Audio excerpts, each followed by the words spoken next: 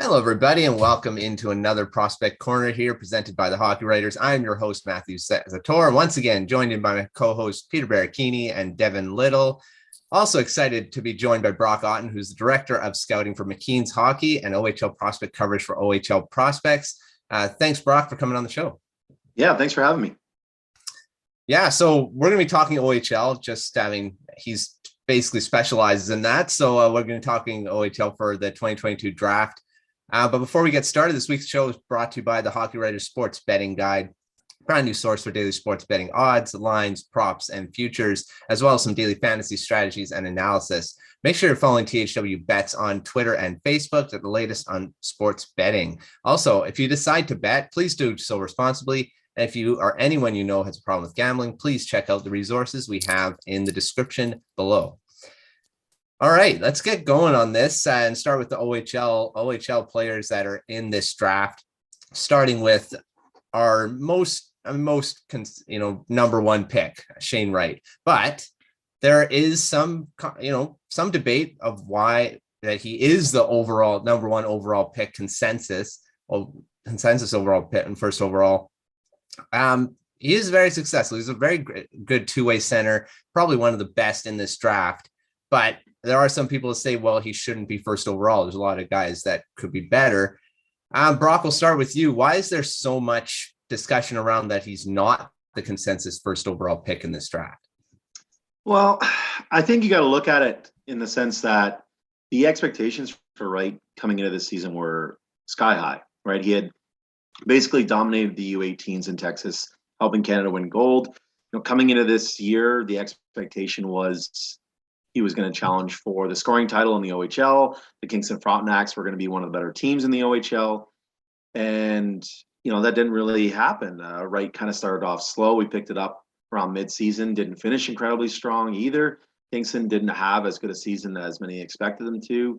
I think you got to look at it in a vacuum sort of, right? If Shane Wright was just any other player, being top 10 in OHL scoring and having a strong year, would have been good, and he would still be ranked, firmly in a first round. But this is supposed to be an exceptional player who, previous to this year, we were kind of considering, and maybe not quite like a generational talent, but somebody who was fairly locked in at that first overall spot, was considered to be not maybe like a superstar, but a star first line center who was going to be a long time NHL player and contributor. And now I guess we're having to sort of reevaluate maybe our expectations.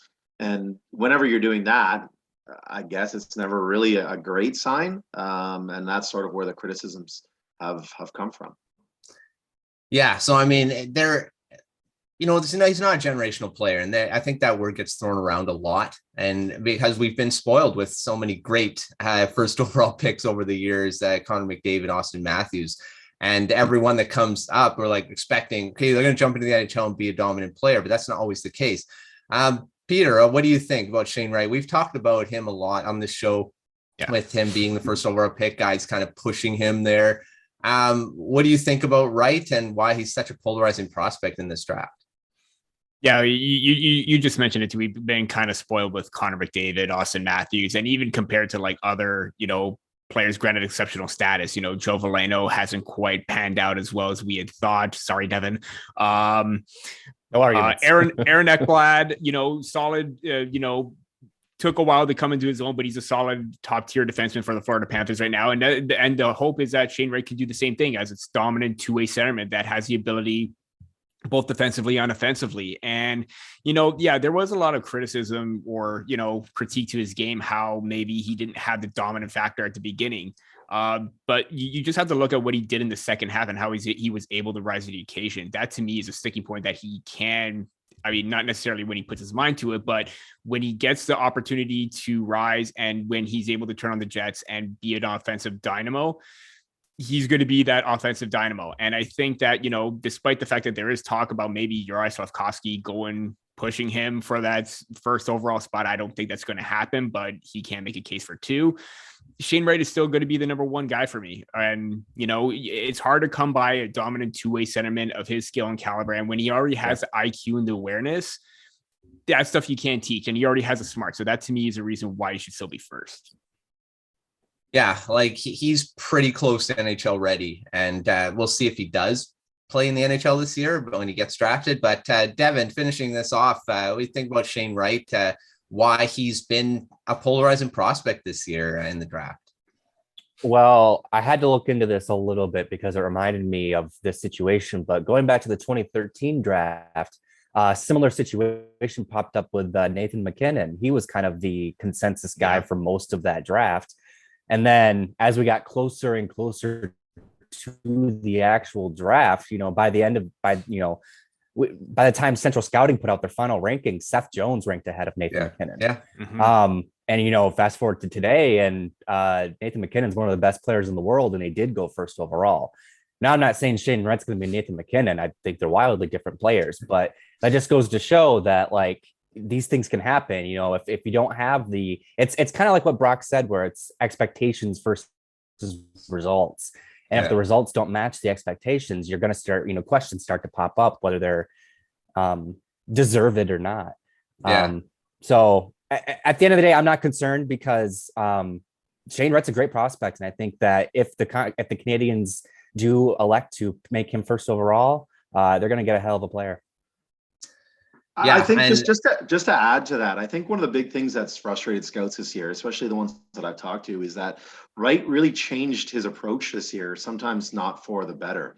Shane Wright is a phenomenal skater. I think if you had seen him play at a younger age, he was a player that consistently used his speed to attack the offensive zone, constantly put pressure on defensemen to have to play him one-on-one. And for whatever reason this year, he seems to be more comfortable at slowing the game down and altering pace instead of really pushing the pace. And it's kind of been sort of that one note. And I think that's why at times he's been a little bit easier to defend and scheme against for OHL teams. And I think that there hasn't really been that adaptation by him to revert back to the way that he used to play with that sort of attacking mentality.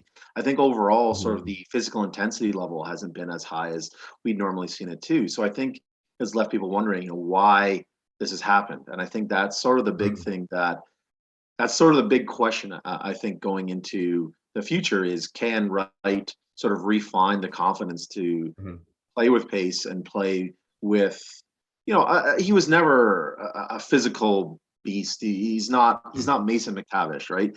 But at the same time, I think that in order to be a strong two-way player at the NHL level, the name like Patrice Bergeron gets thrown around a lot. That's probably the one that gets thrown around the most.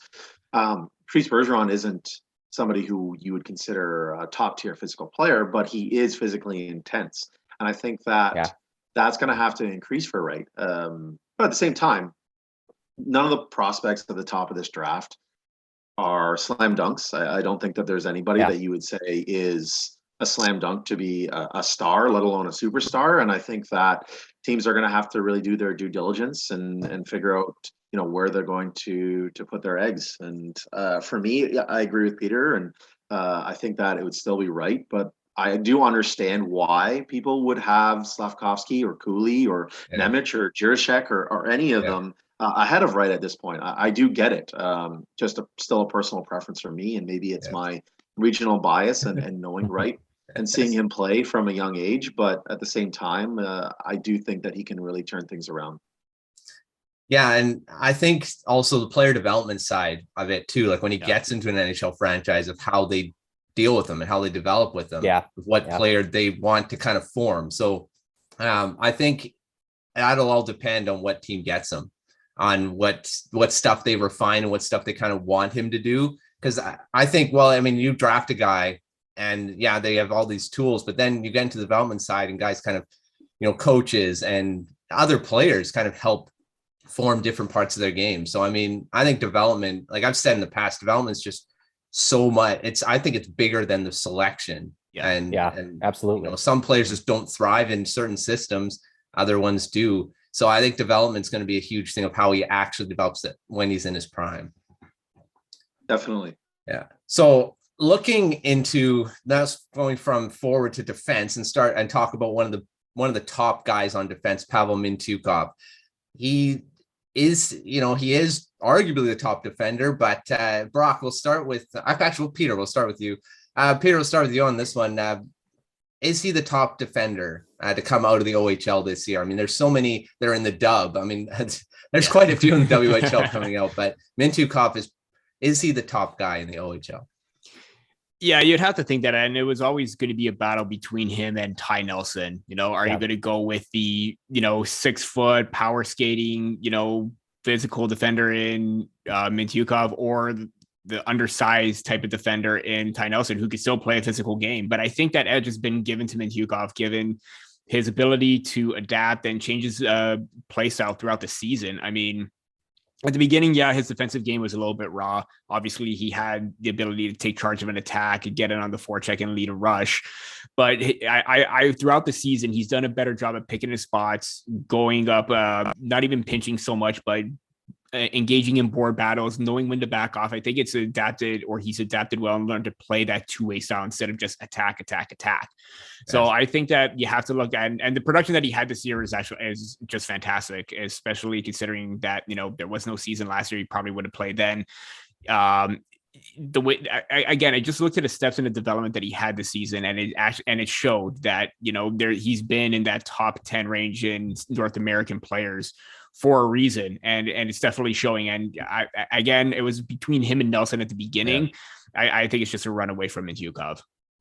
Yeah, I mean, Mintyukov's been really impressive, and he'll probably go top 15, maybe. But again, there's so many WHL defensemen that are. There's so many. There's a few. Devin, think about Mintyukov.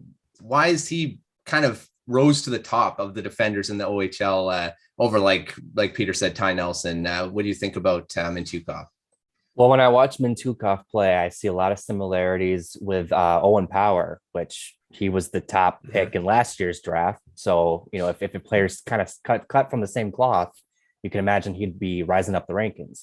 Yeah. I think what it really comes down to is that he's playing a game, and this is going to be a word that I use a lot this episode, so bear with me.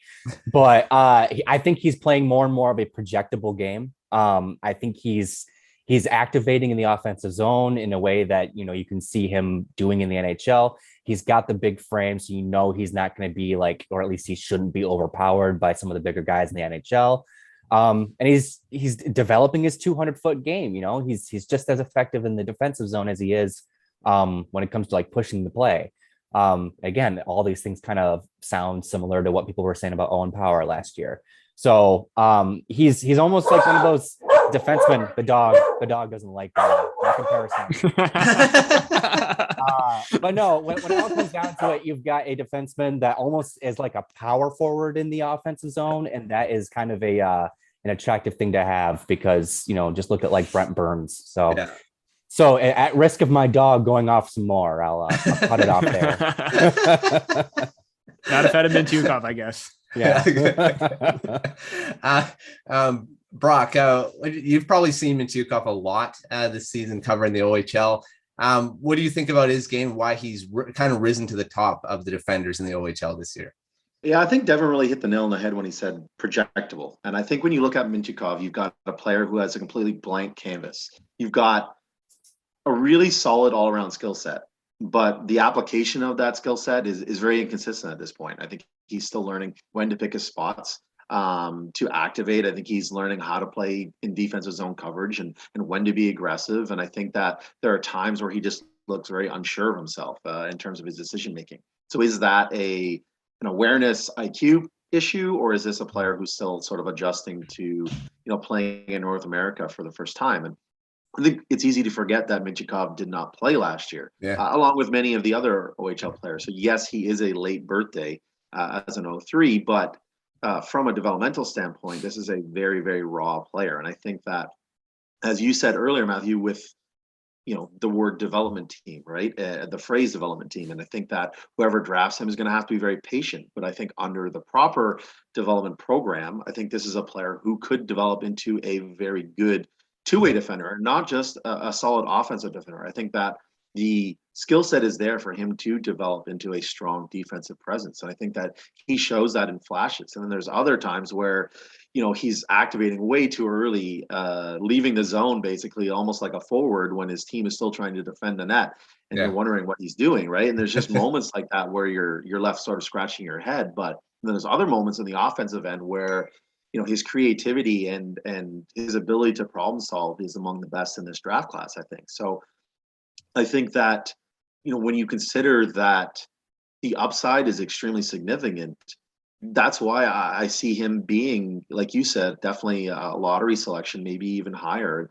I know that NHL Central Scouting has mentioned him possibly being among the top defenders on some NHL teams' draft lists. I've seen that before in some of the interviews that they've given. And honestly, it wouldn't shock me, because when you look at some of these players, your Nemec, your Jiricek, your Mintyukov, your Kevin Korchinski, your Matt Zator, there's a lot of good defenders, but I think that maybe along with Jiricek, Mintyukov's sort of physical tools are among the best. And I think that's where the interest is really going to come from, because the NHL teams are going to look at him and say, like, the bare bones are there.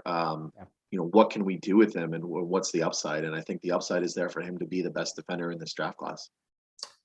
Yeah, he's got a lot of tools that you can use, in the future. So I'm sure he'll go in that range, and it's going to be interesting to see how he develops over time. And because he does have all those tools to succeed as a top 4 defenseman in the NHL, right? So we'll see. And that's a term we use a lot on this show as well. So we'll see what happens. Let's go to some more forwards and talk about a couple guys from Mississauga Steelheads. Luca Del Belluz and Owen Beck. They've skyrocketed up the rankings this year quite a bit. Devin, we'll start with you on these two guys. Why have they rocketed so much up? I mean, there were some times they were talked about in the second, third round. Now they're kind of firmly in that early second round conversation. What do you think about these two? Well, I said I was going to say it a few times, so I'm going to say it again. I think that they both play projectable games. Belluz is kind of the higher. I think he's got higher potential of the two. I just see a little bit more of an offensive game there. But I think, when you look at what he's got some really solid defensive play in him too. He could be a really solid middle six center, going into the future. And there's value in that, especially as you get later on into the first round and early on in the second. If you can get a guy like that in the late 20s, early 30s, that's a value pick. Same thing with Owen Beck. Again, I think he plays a well-rounded game, take care of business in his own end, and then has some offensive stuff in him to be able to produce.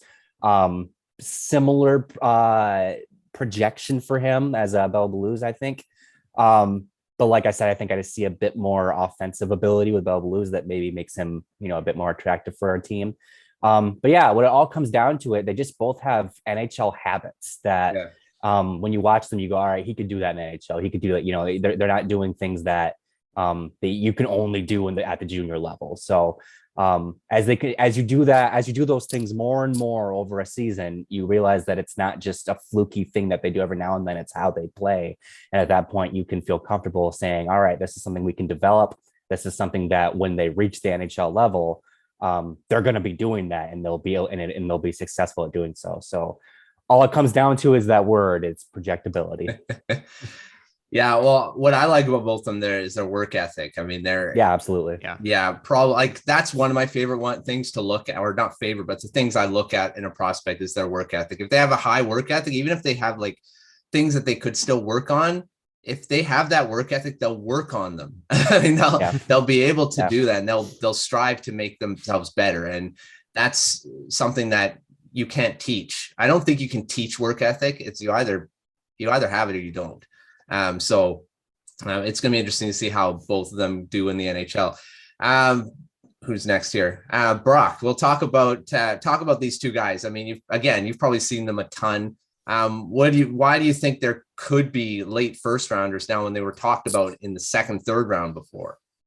Yeah, well, the big thing is team success, right? The Steelheads were not projected to be one of the better teams in the East this year. The projections were very, very difficult this year, not knowing a lot of things about the OHL with the hiatus last year, right? But a lot of people, myself included, had the Steelheads towards the bottom of the East. And with the improvements that many of their players made on the back end, up front, and Beck and Belluz were right center focused on that because they're the 1-2 punch down the middle for the Steelheads. They were their play and many others on that team were able to propel them towards the top of the East for many months of the season. And I think that you have to look at that and say, like, these are two players who obviously were highly motivated coming into the season, put in the work to improve. Belluz especially, he has an 03 late birthday that played in the league 2 years ago. Didn't play much, struggled with the pace, struggled with the strength of it coming off the GTHL where he played with the Toronto Junior Red Wings. Mm-hmm. And I think the adjustments that he made, both physically and from a skill perspective, definitely shows that there is a projection for him. I think that you have to look at him sort of similar to a guy like Mintyukov, right? Belluz has a very interesting skill set. He's a very well-rounded offensive player. I think that he's equal parts playmaker, finisher. I think that he's a very smart player. I think that the skill and creativity is there. I think just the big thing is the pace, right? He's not a terrific skater. Kind of has this wide, sort of clunky stride that prevents him from really picking up speed. And I think that that's going to be the main focus for him. But he obviously does have some size playing down the middle. And I think that sort of his small area maneuverability improved a lot over the course of the season. Abilities to sort of pick up speed out of pivots and that sort of elusiveness really improved. I think that was very noticeable in the power play. I think Belluz is the kind of player that really takes a lot of views to really appreciate. I think when you go to a Steelheads game or you watch a Steelheads game, Owen Beck is the one that jumps off the page at you right away because he's incredibly quick. He's very active and physical player. He brings a lot of qualities that immediately jump off the page, where Belluz is more of that controlled, poised play creator. And I think that I still really like Beck. And for me, Owen Beck, it would be ranked ahead of Belluz. I think that there is still some offensive potential for him there to improve further. I think that the pace that he plays with is going to transfer very well. I think he's one of those guys that's sort of that classic high ceiling, high floor. I think that the offensive game can still improve a lot as he picks up confidence. But I also think that there's a relatively safe floor there for him to develop into sort of an NHL energy guy that can kill penalties, sort of move up and down the lineup as needed. So it's really just kind of pick your poison, right? Like which type of player do you prefer? Are you looking at sort of the projectable rangy pivot, or are you looking at that higher floor player who, is going to impact the game in some way? Just sort of that projection or offensive ceiling is to be determined. Yeah, both of them are probably going to be NHL players in the future. It just depends, which one you want in your system. So, Peter, finishing this off, in the past, you've mentioned Luca Belluz a lot in your rankings and stuff, and Beck. What do you like about these two guys? Why they've kind of moved into that discussion in the first round now? Yeah, it's very tough because they're both very talented players, and to me, they're like really neck and neck. If I do put Belluz ahead of Beck, I'm flip-flopping every single time, and then I go Beck over Belluz. It's really difficult, but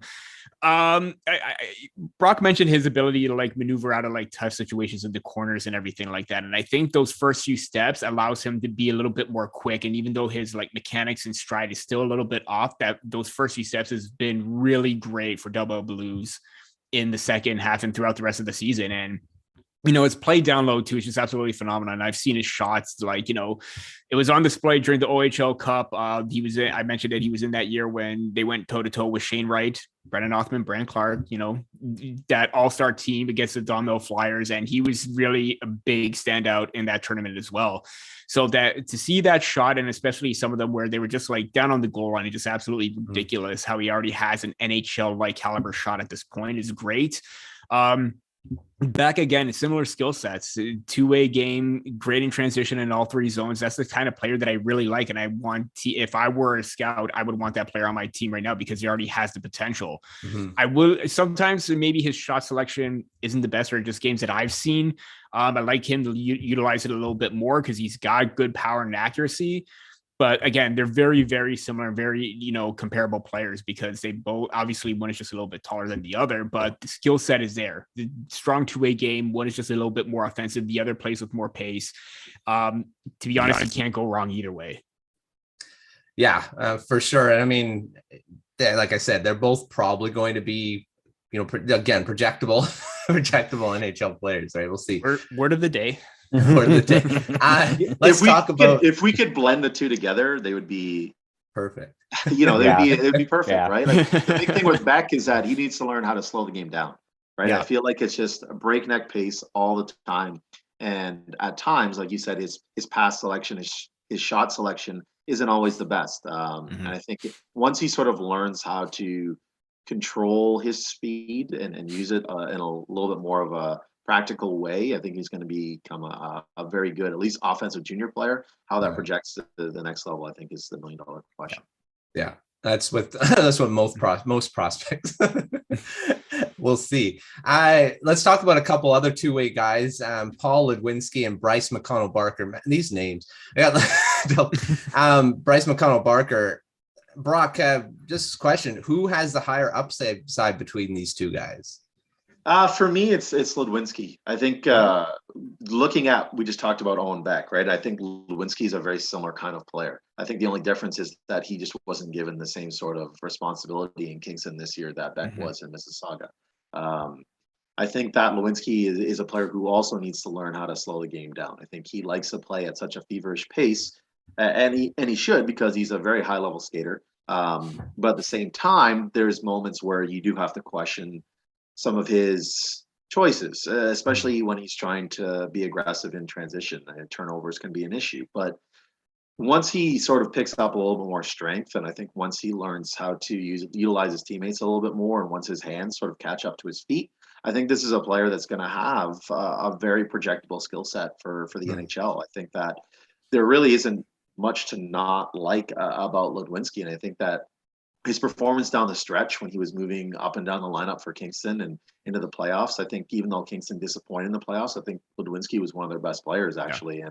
And there was quite a few instances late in the season where he was better than Shane Wright, and I think that scouts are going to look at that, and I think that he's somebody who, like Beck, sort of has that very, very safe projection as an NHL player. I think if the hands don't really catch up, and the offensive skill set doesn't really develop, he's still going to have a place in the league as a penalty killer and somebody who can play that sort of third, fourth line role. Maybe it's not even down the middle, maybe it's on the wing, depending on how things go. But I think McConnell-Barker, I think probably has a higher upside as a goal scorer. I think that his shot is high end, and I think that he also has some really strong two-way awareness and two-way ability to him as well. But I don't think he's quite as dynamic of a mover, and I think that his projection is not quite as safe as Ludwinski. If the offensive game doesn't really develop for McConnell-Barker, I think that he's going to have a harder time sort of breaking into the NHL and might be sort of that classic tweener. So for me, it would be Ludwinski. There'd be like a pretty big separation between the two in my rankings. I'd have one sort of in that like second round, and McConnell-Barker would probably be more towards the third or fourth. But I know for a fact that there are quite a few NHL scouts who really like McConnell-Barker and believe that the upside is pretty significant with him as he sort of builds strength. I think that's the big thing, is being able to play through traffic a little bit more consistently. I think he struggles in the slot area, isn't finishing as many chances as he's getting. And I think that once those start to follow and go in, and I think that he's going to look a lot better at the junior level. It's just a matter of whether that carries over. Yeah, I mean, both of them are pretty good players. It's like Ludwinski, probably has the better, that he could probably make the NHL in either way, like you said. So, Peter, what do you think about these two? Who has the higher upside between Ludwinski and McConnell-Barker? Yeah, even though I'm a big McConnell-Barker fan, it is Ludwinski. And even though I still have him ahead of Ludwinski. Maybe that may change. I don't know why. It's just personal preference with McConnell-Barker, because I just like the fact that he has that two-way game, and it's hard to see a two-way center with the shot that he has. Yeah. And even looking at him throughout the season, he doesn't have a more dynamic pace as Ludwinski. I think he slows it down a little bit more, and I think he's better in that regard. But then again, it does catch up to him where he does play a little bit too slow. More of a perimeter player kind of thing. Likes to say that he outside. I agree with Brock that he needs to attack more of the middle. But yeah, Ludwinski, like the energy and tenacity that he plays with, obviously not tenacity in the sense that he's physical, but with the mindset and always being a factor on the forecheck and attacking nonstop. It's absolutely phenomenal what he's able to do. I honestly, again, this is similar to like Beck and Belluz. I flip and flop back and forth between the two because it's really difficult. But if you want upside, then Ludwinski is going to be that guy because he has more of that projection, as we're alluding to quite a bit. And even with McConnell-Barker too, I think at the start of the season, he was that third line center. And then I believe when there was an injury to, I believe it was Rory Cairns or Tucker Robertson, he was able to move up into that second spot and he started to thrive in that role. So if he gets that opportunity in the next season, then maybe you may get to see a little bit more promise out of him. Yeah, we'll see. We'll see how they develop. And the thing is, they have 1 year of the draft year and then they develop into their, the next few years. Once they're drafted, there's a lot of changes that can still happen from a draft year, right? So, Devin, finishing off with you, who do you think has the higher upside between these two-way centers? Well, I'm going to start by saying that this is a case that really highlights the fact that you can't take one scouting report on a given player and just kind of take it as gospel, because you could ask two different scouts about these two players and both of them could say wildly different things and come to a completely different conclusion. I'm with Peter where it's close for me. It's because if you're aiming for, one certain skill set, you're going to go with this player. If you're going for another one, you might go with the other one.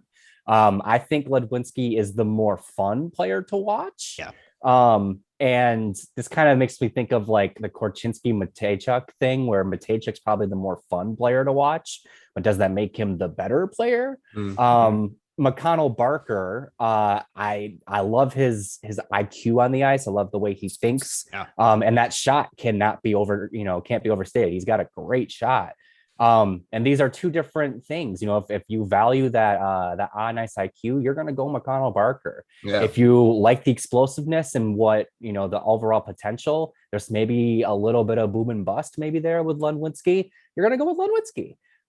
So that's why I think that this is going to be like I said, if you ask two different scouts, you might get two different answers because it is a case where what do you like better? Do you like explosiveness, or do you like kind of the safe game? And for me, I tend to go with safe game, but hearing Brock talk about Ludwinski maybe made it even closer for me. So flip a coin and I'll tell you what the answer is based on the result. An interesting tidbit to add on McConnell-Barker is one of the things at the top prospects game that kind of shocked me was that he was playing down the middle. Because leading up to that event, he had played most of the year on the wing in the Sioux. Had shifted to the middle at times, but was playing the wing. And then at the top prospects game, a lot of guys are going to have to move to the wing, right? Because there's so many centers in that game. Yeah. And I kind of just naturally figured McConnell-Barker would be one of those guys, especially since they had him playing with Matthias Sapovalov, who is very much a natural center the entire season in Saginaw. Yet on that line, they had McConnell-Barker playing the middle. And when I was asking around about that, the sort of feedback that I was getting was that NHL scouts really want to see what he can do down the middle. And I think that towards the end of the year in the Sioux, he was playing a lot more at center. And I think that there's a reason why he seems to be higher on some lists that are consulted with NHL scouts, right? Some of the lists that you see, say like NHL Central Scouting. He has his fans in the scouting community. It wouldn't shock me at all if he went ahead of Ludwinski for the reasons that Peter and Devin said.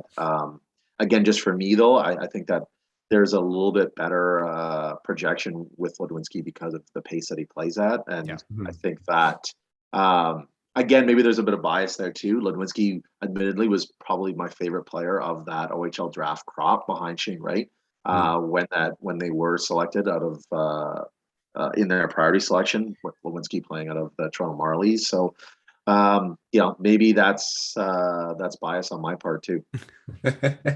Well, like Devin said, you can read different scouting reports in which, I mean, there's still that personal preference of what people like and what they draw out of different players. And yeah, so that's what's cool about Prospect Talk. There's so many different opinions, and all of them have merit too. So that's one of the great parts of covering prospects and the draft. So it's pretty cool. Let's end this discussion off by it's way too early to ask this question, but who could potentially have the better career between these two guys, Ty Nelson or Pavel Mintyukov? Brock, who should have the better NHL career? I think it's Mintyukov. I think that, again, going back to sort of what we were talking about, I think his skill set projects probably a little bit better than Ty Nelson's does. I'm a little concerned on his projection at the NHL level at this point. I think there's a reason why he's sort of fallen down the rankings a little bit, and it's not even really the size thing. Ty Nelson is a very physically intense competitor. I think that his footwork has the potential to be very good. I think he has some sort of bad habits sometimes where he kind of gets caught standing around, and I think that those will get ironed out. But I think overall the package is there for him. I think he just kind of really struggled to apply some of his offensive skills this year in North Bay. I think that, given his sort of lack of reach, he's not going to be a high-end defender at the NHL level. I think even if he is physically intense, there's only so many guys like Jared Spurgeon. They're very rare, right? Like, it's going to be difficult for him to be a standout defender at the NHL level. It's not impossible, but definitely more difficult compared to Mintyukov. And I think that both of them have some similar poor tendencies in the defensive zone. I think both of them can, be caught puck watching a little bit, get their feet, standing still. I think that their overall defensive zone coverage isn't terrific. And I think that over the second half of the year, the one thing that we saw with Ty Nelson is that he became less aggressive offensively. I think that we saw him just sort of kind of dumping pucks in, not being assertive as an offensive player. I think that the shot is a main sticking point or a main talking point for him because it's a big weapon.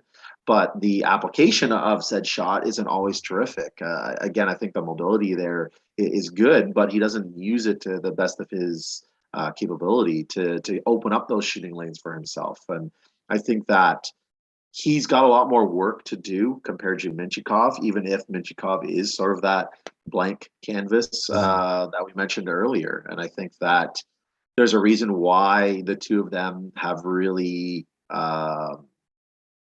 separated themselves in the rankings, with Mintyukov sort of moving way up and Ty Nelson sort of falling down into that second round range. I think that Nelson obviously still has the potential to be a power play quarterback and somebody who can play in the top four, perhaps with maybe somebody who is a little bit more defensively oriented.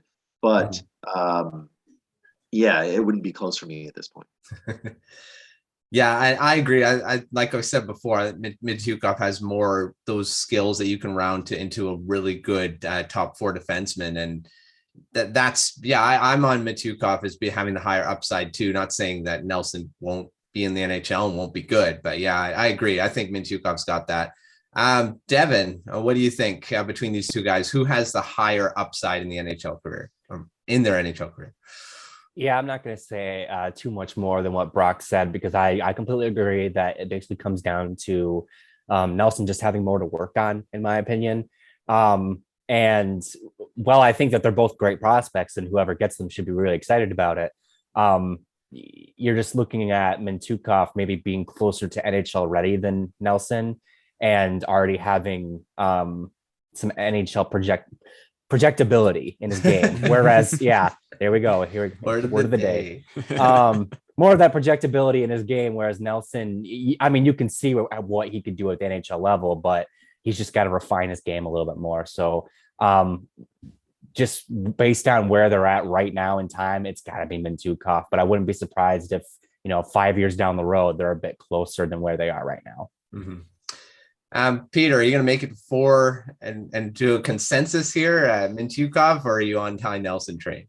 Yeah, as much as I love Ty Nelson's intensity, I'm going with Mintyukov. I mean, both players have all the tools. It's just more so packaging it all together. And Mintyukov is closer to doing that than Nelson. I was high on Nelson at the beginning of the season because of the shot, because of the awareness and the ability to be as physical as he is despite his size. Breaking pucks in half and scoring goals. That's kind of impressive. But Mintyukov, he just seems a little bit more inching towards the ability to play at the NHL quicker than Nelson at this point. And for me, it's just going to be him. I'm going to make it 4 for 4. Yeah, you're getting me on the Mintyukov train a lot more now we're talking about it. And he's in that range where the Canucks could pick. So he's now in my wheelhouse here. All right, let's start talking about a few of the other guys that are later names that could stand out here. And starting with Hunter Haight from Barrie Colts. He didn't have as much of a standout season as we probably anticipated, but I mean, Brock, we'll go to you on this one. Is this just a product of him trying to find his game and because of the season that he did miss with Hunter Haight? Yeah, when you look at sort of the fact that many of these players missed their season last year, I mean, there was a few players who were fortunate enough to secure some sort of loan, be it overseas or heading south. I think Hunter Haight is sort of the epitome of that lost year of development. I think that coming into the year, especially after his really strong performance at that Hockey Canada summer camp, where he was probably one of the better players that, at least in terms of U18, and that didn't really carry over to the OHL season the way that many people thought it would. I think that you saw him in the first round on a lot of early lists because the tools are there, but then the application of them was just extremely inconsistent. I think that he's a player who's still trying to sort of find his niche, for lack of better term. I think that he is somebody who has all of these skills. He's a very creative player. He's a pretty good skater. He can finish in tight. He's got good offensive awareness as a scorer, especially. I think that he's also a physical player. If you watch him play, there are times where he can really throw the body around, and he's strong defensively. But all of those things are not yet complete. There are days where you watch him and he's throwing the body around, but he's not really doing anything offensively. He's just kind of there. And then there's other nights where, you're wishing that he was working his way more into the middle and he's making plays with the puck and he's doing some good things, but it's more from sort of that perimeter point of view. And I think that he's somebody who's trying to figure out sort of what type of player he is. And I think that the Barrie Colts as a whole sort of underwhelmed this year too, which obviously never helps a player's projection, especially in terms of the NHL draft. I think that it always makes people sort of second guess what's going on there. Yeah. They were sort of like the antithesis of the Mississauga Steelheads this year, right? I think many people expected that to sort of flip-flop, and then they, of course, met in round one, which was kind of ironic. I think Haight is sort of that perfect mid-round prospect. I think that there's a chance that those skills never really come together and he ends up sort of topping out as that really good OHL player, but not somebody who sort of moves forward or maybe moves forward in Europe or, has a really good CIS showing and ends up sort of making his way through the minors. Or the exact opposite could happen. Next year, everything could sort of come together all at once and he could become one of the better players in the OHL. Honestly, it wouldn't shock me either way that would go. It's just that's why the NHL scouts get paid the somewhat bigger dollars. That's right. But yeah, we'll see how he does in the coming years once he's drafted. Like I said, after this draft year and in the subsequent years, we'll see how much he develops. Peter, we'll go to you on a different next guy here. Beau Jelsma. He ranked 88th on Central Scouting among North American skaters, but he's starting to turn some heads. Where do you think he'll go in this draft coming up here? Yeah, similar to like what Brock said, I was one of the players that was high on Hunter Haight, but throughout the season, it seemed like Beau Jelsma was more appealing and was turning more heads than Hunter Haight at times. And both are, and both have very similar skill sets, playoff speed, skill, have that, competitive edge. But I think Jelsma has sort of packaged that together this season more so than Haight has. And, I kind of agree with Haight, how he's dropped to like sort of mid tier. He's still kind of a second for me in hopes that maybe he can still have that upside. But for me, Jelsma is in that mid-tier range, in that third, fourth round kind of thing. I'm probably going to fall a little bit further down, maybe because teams are going to look at his size, but he does a great job at protecting the puck. And especially in transition, I've seen it quite a bit where he has this move where he goes from the outside and then cuts to the inside and just catches defenders flat-footed every single time, and it works. And his wheelhouse is driving to the net. And to me, if you want those middle six type players, third line energy players to play that type of game, Beau Jelsma is going to be that guy. And I'm really high on him. And if a team picks him up in the third, fourth round, you got some potential there to work with. I'm really high on him. Yeah, you just finished his prospect profile, I believe. Yes. It just came out. So if you want to find out more about Jelsma, take a look at that on the Hot Ready. So it just came out. Devin, I'll go to you on Jake Karabela. He looked great with the Jagger Furcus at the CHL Top Prospects game. What makes him a mid-round pick at this coming up here?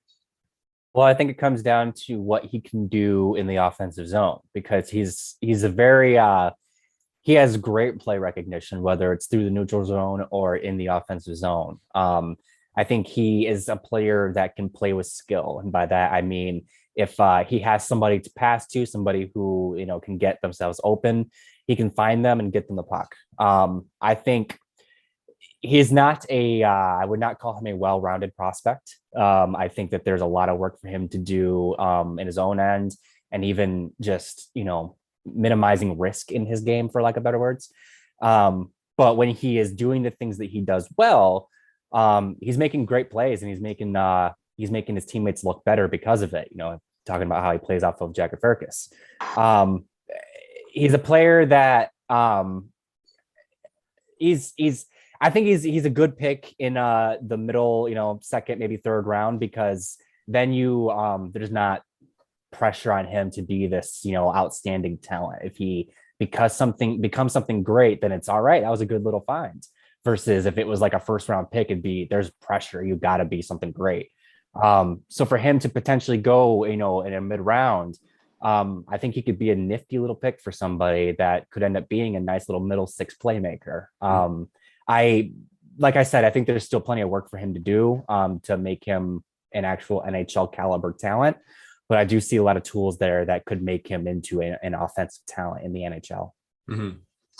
Yeah, I really liked how he played at that Top Prospects game. So again, we'll see what happens as time goes on here, because as they develop and different skills start coming through as they get older and refining their game. So we will see what happens there. Something to add on Karabela. Sorry, just to add is he is somebody who I don't think a lot of people realize is a really good skater. He's somebody who he is very fast without the puck. His forechecking ability is something that I think will really develop. I think he just needs to learn how to play with pace offensively. I think that he's somebody who doesn't really know how he can impact the game and how good he could be. I think we sort of saw that at the Top Prospects game. And it'll be really interesting to see his development and whether he's able to sort of utilize that explosiveness maybe a little bit more consistently or better than he currently does. It's almost like he has to be unlocked a little bit. Exactly. Yeah. Again, count development. Someone that can unlock that, or they could do it themselves as they develop, right? And which happens too as they start looking more deeply at their game, right? And get different tools that give even just a good video coach and go through with him with video, right? So we will see. So let's finish off this discussion with one other player that you want everyone to kind of keep an eye on in this draft. We'll start with you, Brock. Who do you want everyone to kind of find out about and keep an eye on here? Well, I'm going to give you two names. I'm going to cheat because I think they're pretty much the same player. And that would be Owen and Steensel and Brady Stonehouse. I think they're very, very similar kind of players. I don't think that the projection for them is incredibly high end as NHL players. I think that they both probably play through the middle if they do make it. But I think I just really love the energy that both of these two players bring. I think that they're both very good complementary goal scorers too. I think that they have a lot of potential for that to develop into sort of a standout skill. I think they're probably a little bit more skilled and creative than people give them credit for too. Mm-hmm. Both good skaters, both physical, both sort of pest-like qualities, both good defensively, can kill penalties, very versatile players. And I think if you're sort of choosing in that 3 to 5th round range, I think both of these guys have a very good shot of developing into NHL players, even if both of them are somewhat undersized. Mm-hmm. But I just think that, not every pick in the draft needs to be sort of that home run selection, right? You're going to have to find guys that can play different roles in your lineup, especially in a cap era, right? Where you're not willing to spend $2.5 million on somebody to, play your 3rd or 4th line and kill penalties. And I think both of these guys are sort of that Cal Clutterbuck type, who are going to have a chance to be very, very productive and effective NHL players. And I think that those are two names that when they do get selected, and I assume both will, I think they'll develop in a way that they'll be sort of fan favorites for whoever selects them. Yeah. Well, you need guys like that too. You can't have a whole lineup of superstars. So you need guys that can play those roles. And you see what the Tampa Bay Lightning have done over the, their Stanley Cups. How many guys on there have not been high-end draft picks? And they've basically been one of the reasons they've won cups. So you need them. And that's not just the Lightning. That's been out in the history of guys that have come, and you need them. You need them to win. So, Devin, we'll go to you next. Who do you want everyone to kind of keep an eye on in this draft that we haven't talked about yet? Well, I'm going to look a little bit east of where I'm at to the Flint Firebirds, and I'm going to talk about Gavin Hayes. Gavin Hayes is a nifty little player, decent size at 6'1", a little under 180. And he's a player that I think already has a really solid foundation to build on, basically. I think he plays a 200-foot game already, and that's something that I know I place a lot of value in, because you see a lot of kids who just can light it up in the offensive zone, but then when they get in the defensive zone, they're basically useless. So if you can be useful at both ends of the ice, I'm already giving you a brownie point, and I think Hayes fits that mold. He's a player that plays a north-south game, has, I would say, above average speed, but not like great speed. He is not afraid to get into the trenches, go to the dirty areas, go to the net. He has all those little traits that you want to see from a player that is not going to be a top line player, I don't think. Maybe not even a second line player, but should be able to be a complementary player alongside higher skilled forwards. In his rookie season here with the Flint Firebirds, 49 points in 65 games.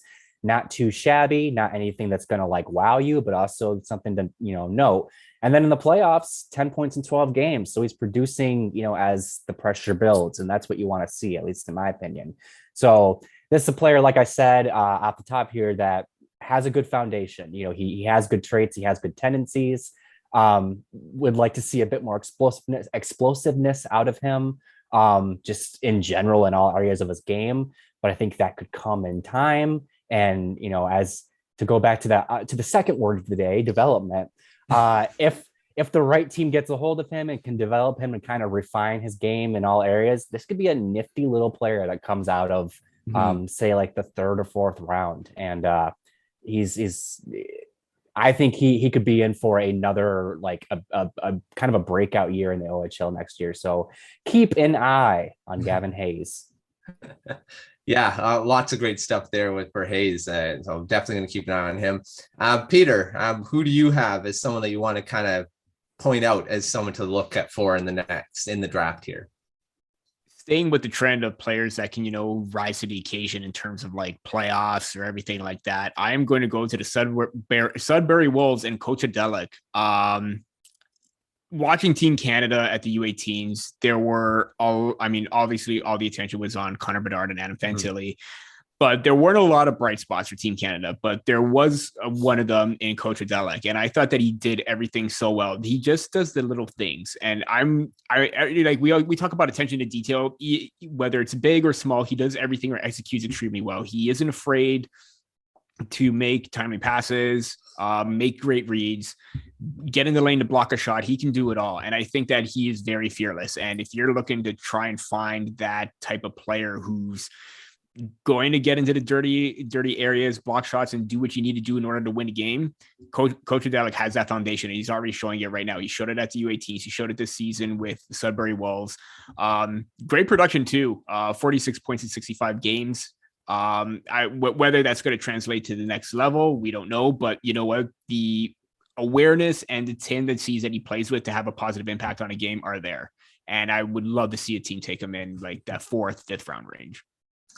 Yeah, he's another good late round guy that could potentially do something in NHL one day, right? So I'm going to finish this off with Christian Kyrou from the Erie Otters. Again, not a very good team, but he was a heck of a defenseman playing there. 60 points in 68 games after not playing last year and the previous year only having, and he didn't even score and have any points in the other year there, only 21 games.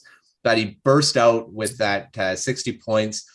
He's a right-hand defense, so of course teams are going to be looking at that. Very creative offensively, one of those like modern-day defensemen.